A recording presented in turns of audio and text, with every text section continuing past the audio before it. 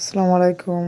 আজকে আমরা থাকছি নারায়ণগঞ্জের সবচেয়ে ভাইরাল একটা জায়গা, প্রসিদ্ধ জায়গা যেখানে খেজুরের রস পাওয়া যায়।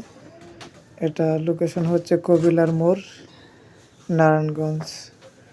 তো যারা চিনেন তো চিনছেন, আর যদি না চিনেন তাহলে নারায়ণগঞ্জ বরফখোল নদীর ঘাট পার হইয়া অর্থাৎ বন্দর, ওইখানে অটো অথবা মিশো যাই আছে ওইখানে বললেই হবে যে কবিলার মোড় যাব, তখন ওনারা নিয়ে যাবে, নামিয়ে দিবে। ওইখানে নামলেই দেখবেন অনেক বড় একটা মাঠের মতো আছে, ওইখানে লেখা আছে রস বাগিচা।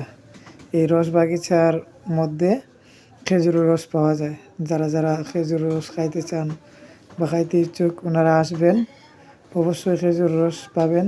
খেজুরের রস অনেক স্বাদ এবং মিষ্টি। আমরা অনেকজন গেছিলাম, তো আমরা পাই নাই, যেহেতু লোক অনেক ভিড় ছিল আর ওই দিন শুক্রবার ছিল। তো আপনারা শুক্রবার ছাড়া অন্য অন্য দিনে আশা করি পাইবেন।